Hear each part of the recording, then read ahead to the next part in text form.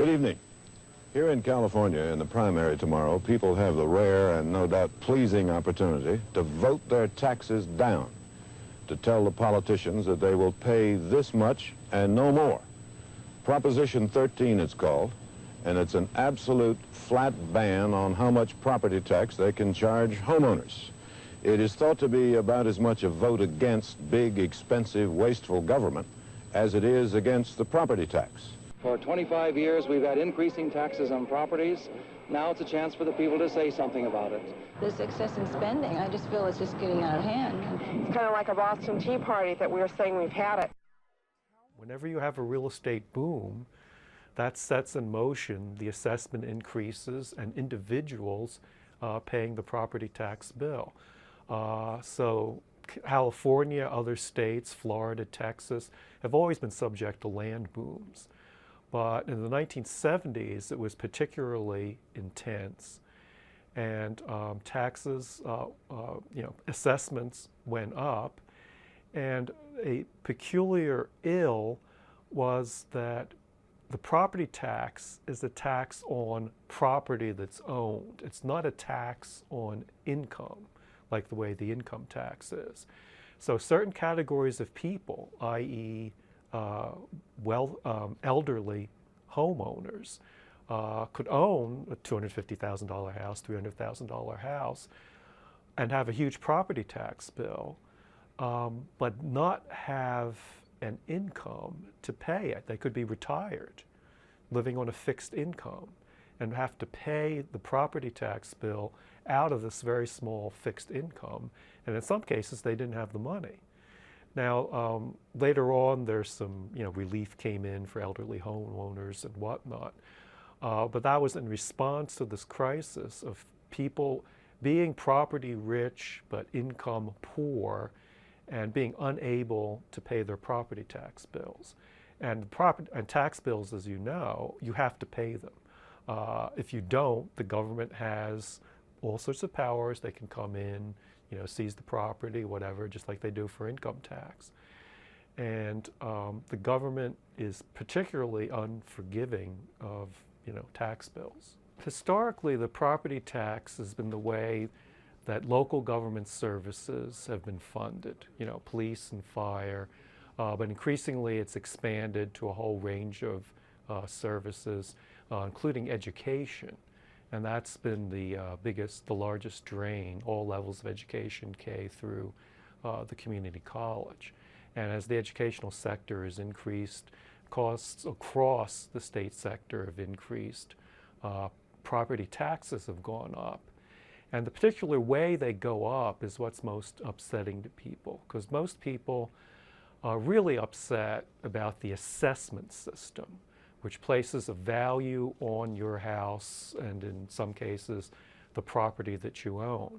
And when there's real estate inflation, which there has been in the past decades, what happens is people that find that they've bought a house for $15,000 and all of a sudden it's worth $250,000 and rising very rapidly.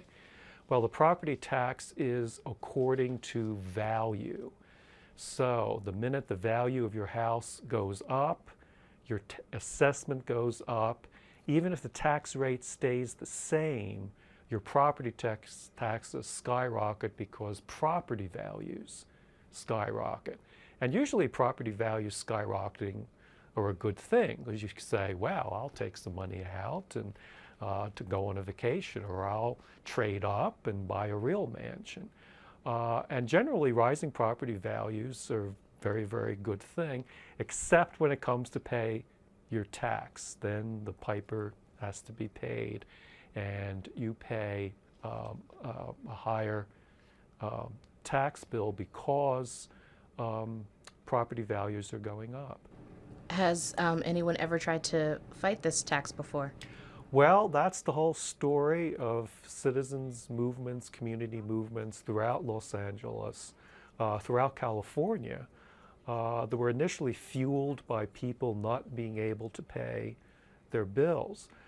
People that don't have a very high income, people that are struggling to save, to stay in their houses, just have very, very modest incomes. Again, they can put all their life savings and end up accumulating money, in, wealth, and it would be taxed, but again, if they don't have a good job at the moment, they're without the ability to pay.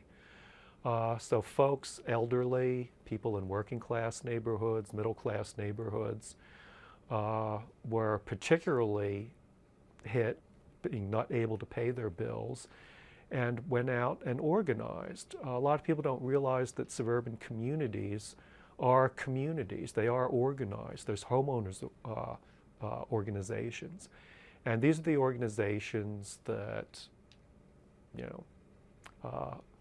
petitioned, protested, and eventually put on petitions on the ballot through the initiative process to get tax reduction initiatives on the ballot in California and later in other states.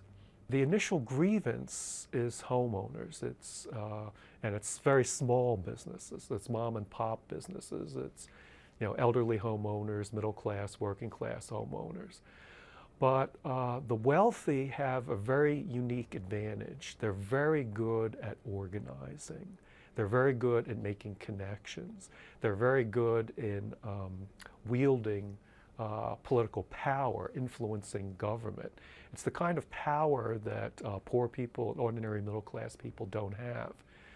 So what the movement discovered is that in order to be effective, in order to really form a large coalition and really win this thing, just as long as it was a protest, it was marginal, but to really succeed, you had to have upper middle class communities involved.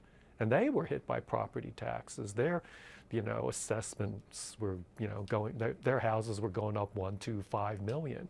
So they were, hit by this as well.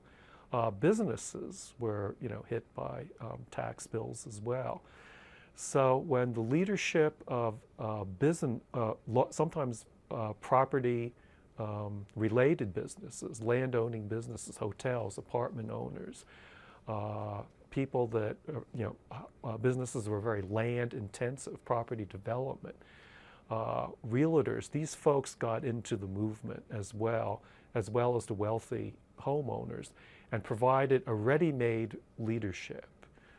If you think about some of these interest groups, realtors, apartment owners, property developers, very, very well organized. Anytime they have to get zoning approved, they have to go through local government. They're familiar with local government.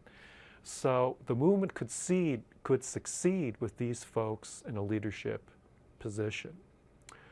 But the cost of that leadership position was switching the relief from the people that really needed it, i.e. the people that couldn't pay, the elderly, the working class homeowners, the people that really could lose their homes by not being able to pay.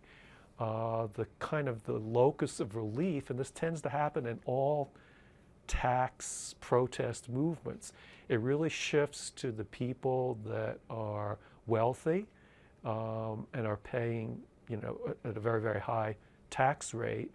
You see the same thing with capital gains, with the income tax.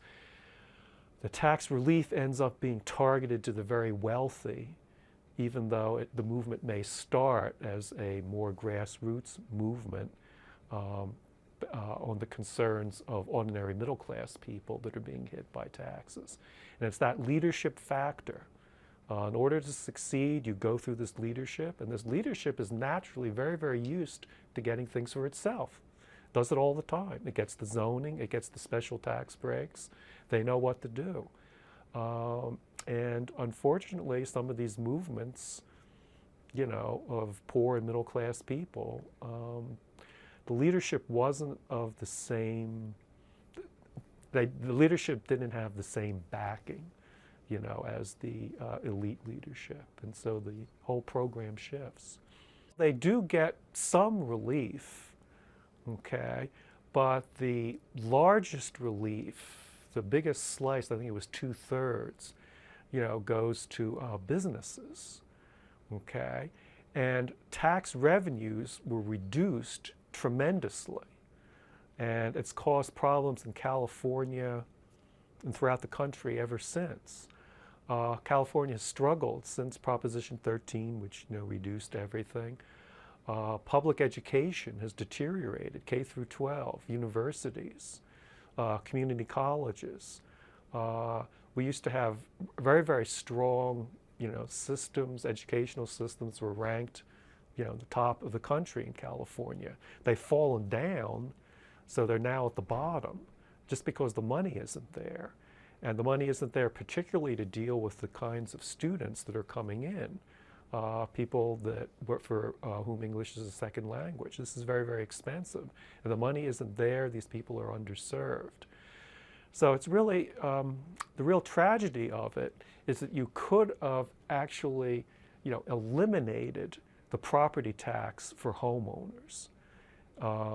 And if you just did only that and didn't reduce for the taxes for business, California, other states that went this route would still have money to finance the public services that middle-class people need. I mean, middle-class people need educational services, and so forth. They need police and fire protection.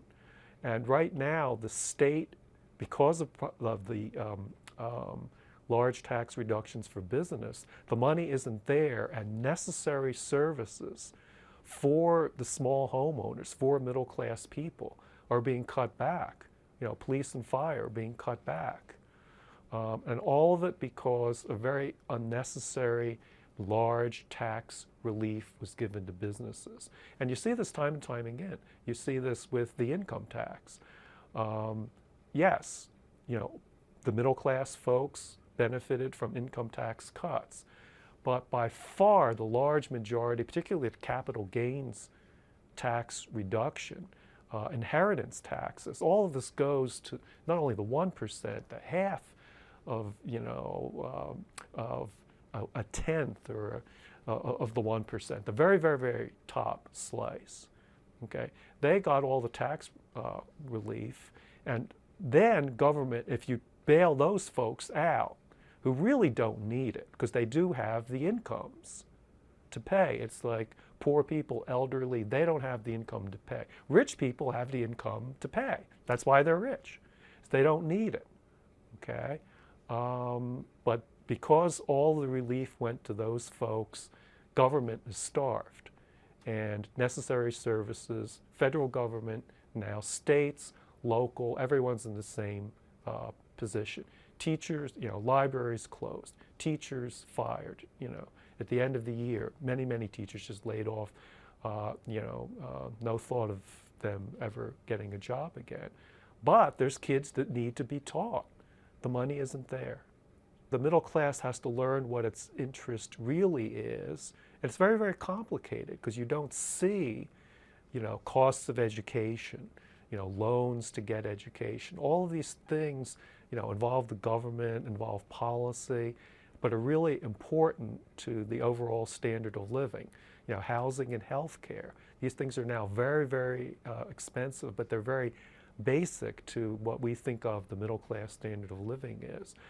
So in order for the middle class to get what it wants, prosper, and to really live a decent standard of life, it's got to be active in all of these issues to make sure on health care, to make sure on education, to make sure on housing, make sure on interest rates and loans and so forth, that it gets a fair shake. More and more people are falling out of the middle class, headed towards the bottom. There's more and more polarization, and unfortunately, there's policies that are put in place by the 1% that tend to reinforce this polarization. I think the middle class has got to figure out the opposite thing, which is really to raise itself up through policies so it isn't cast aside. The tax revolt took the first step of organizing, but they made that fatal compromise of, just accepting the political leadership as is, with all its problems of campaign financing, revolving door, and whatever. You can't accept the political leadership as it is. That's leadership for the 1%. You've really got to form your own 99% leadership, and that is going to look very, very different from the leadership that's in government right now.